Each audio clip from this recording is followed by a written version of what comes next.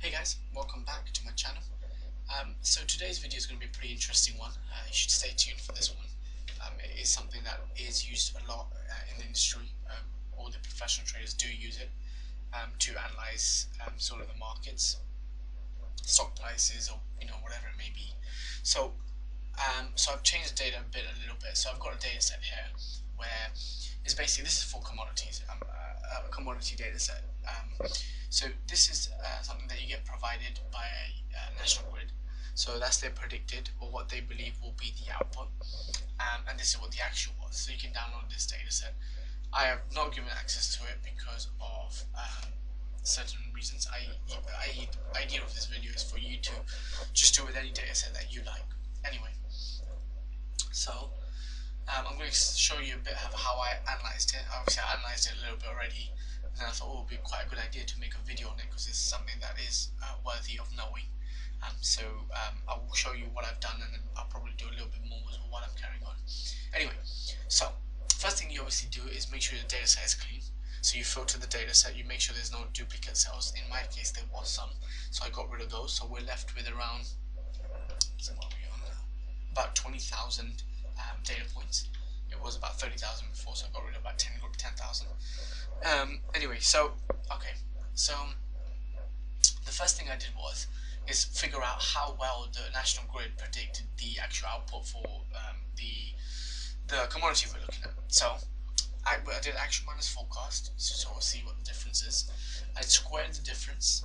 The idea being is, so just to show you, so how you do actual minus difference, just do equals actual minus the difference, enter, and then you could just double click this and it will do it to all the cells right to the bottom. So I squared this, again just simple process, just times it by itself, and do the same thing here. So we squared it, and the reason why we squared it is so we can work out RMSE. Now, so how do we work out RMSE? So RMSE is worked out by doing equals square root of the sum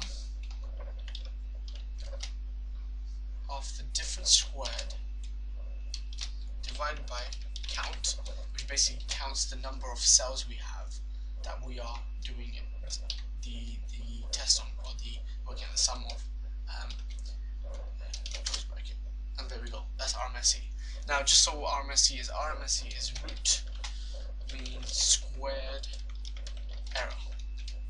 This is basically gives you an indication as to how many standard deviations away is the predicted model away from the actual. So the RMSE closer to 0, the better it is, right? So if you get to 0, it's perfect accuracy at predicting. And obviously the further it is, the larger. And as you can see, this is 1,200 away, which isn't great. So what I did then was, okay, so the next step would be, let's see if we can extrapolate this into normal distribution, because that will give you an idea of how many standard deviations away, if there's any consistency of how far the predicted model is away from actual. Because if it's, for example, one standard deviation away all the time, then obviously when you're trading off of that idea, you know sort of what your margin for error is. And also, coming back to the idea of why we do this, I didn't explain at the start, but the idea is why we do this is, if we could predict exactly what the actual is going to be, we can make money off it. Because data is reported every single day, especially the commodity market, so volatile, just like you see with oil every single week when they produce it, when they come out with the inventories. And obviously, the closer you are to the estimate, the further you are from what they had estimated, the more move there is in the commodity, in which case you can make money. So this is sort of a way to sort of make a model to predict it. So it's a bit like systemizing a trading process.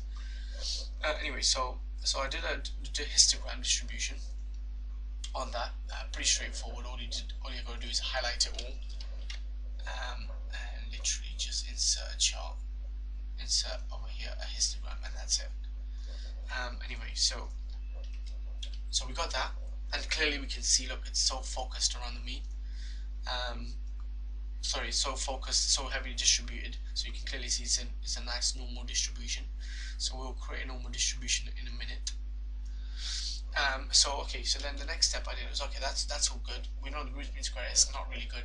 It can be extrapolated normal distribution, so we'll see how many standard deviations away it is from that. So we did that. So ignore this column, we don't this column right now. I just did that basically to work out standard deviation again. But anyway, so standard deviation away from the mean. So a simple procedure. We got the difference, minus it from the mean of actual minus forecast. So the mean of the actual minus forecast is literally just given by average of all of these cells. And then we do,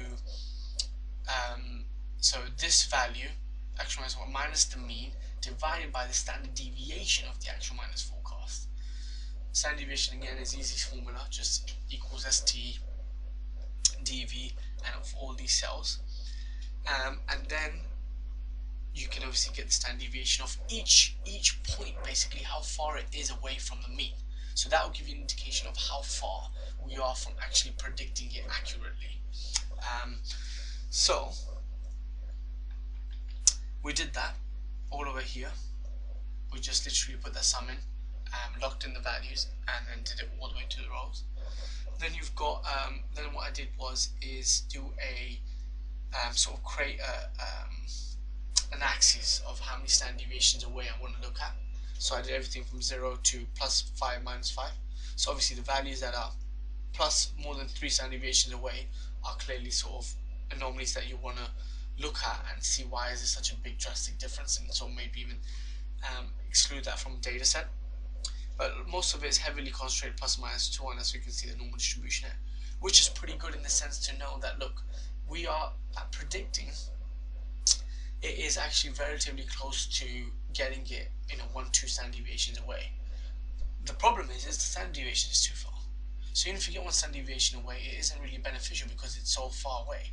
If you, for example, predict the predicted, if the actual was say 30 watts, and you end up getting 1,000 watts, you're clearly, even though you're right, i.e. there's a direction, the directional play is right, i.e.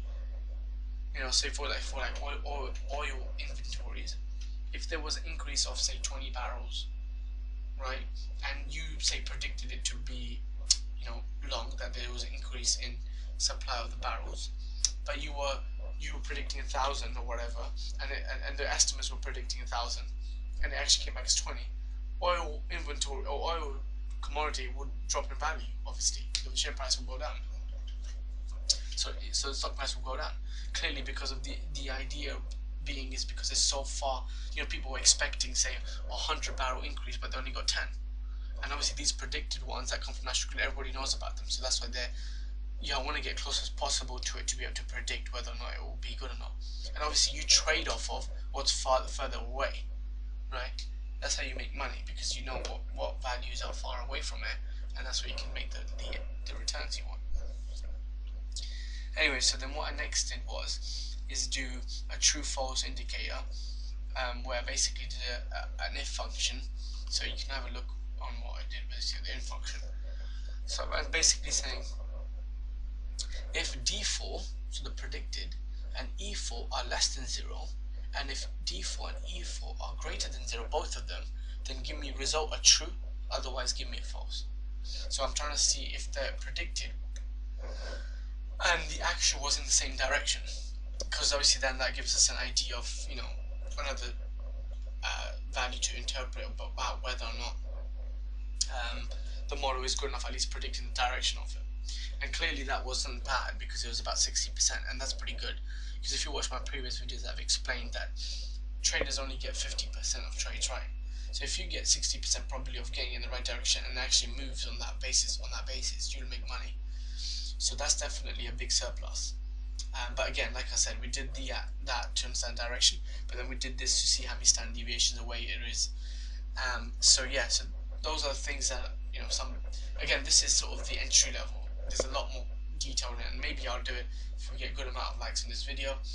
And if you want me to go through in a deeper dive from start to finish as well, I could also do that. But I thought it'd be a good idea, because I had already done this, to give you an overview of what people do in the industry and how you could use sort of Excel and models and stuff to predict share price outcomes and predict future earnings and stuff like that.